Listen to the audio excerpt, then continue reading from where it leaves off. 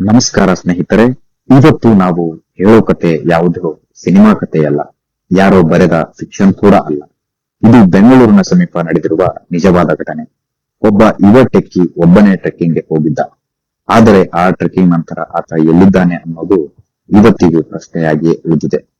ಅದು ಆಗಸ್ಟ್ 2026, ಬೆಂಗಳೂರಿನ ಸಮೀಪ ಇರುವ ಶಿವಗಂಗೆ ಬೆಟ್ಟ.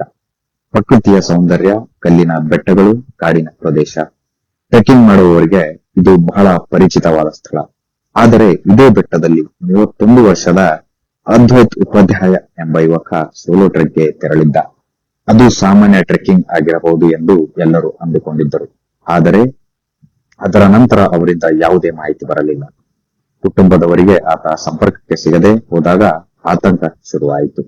ಮೊದಲಿಗೆ ಸ್ನೇಹಿತರು ಮತ್ತು ಕುಟುಂಬದವರು ಹುಡುಕಾಟ ಆರಂಭಿಸಿದರು. ಆದರೆ ಬೆಟ್ಟದ ಪ್ರದೇಶ ಸುಲಭವಾಗಿರಲಿಲ್ಲ. ಕಲ್ಲು ಬಂಡೆಗಳು, ಕಾಡು, ಆಳವಾದ ಪ್ರದೇಶಗಳು. ಹಲವು ಕಡೆಗಳಲ್ಲಿ ಸಾಮಾನ್ಯವಾಗಿ ಹುಡುಕುವುದು ಕೂಡ ಕಷ್ಟ.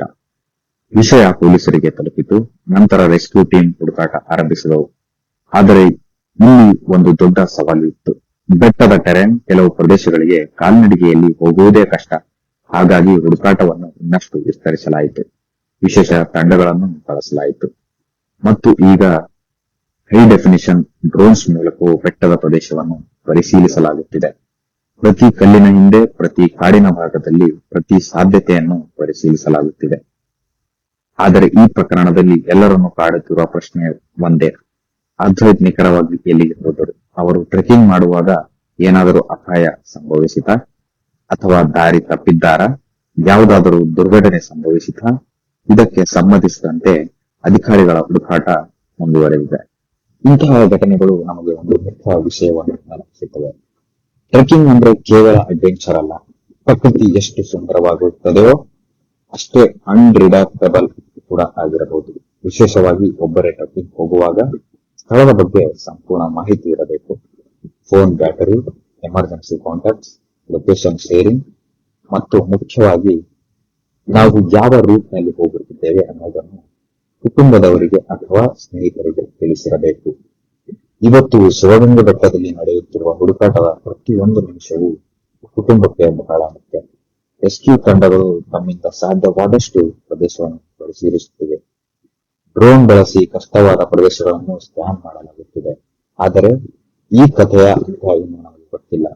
ಅದ್ವೈತ್ ಸುರಕ್ಷಿತವಾಗಿ ಸಿಗಲಿ ಎಂಬುದೇ ಈಗ ಎಲ್ಲರ ಆಶಯ.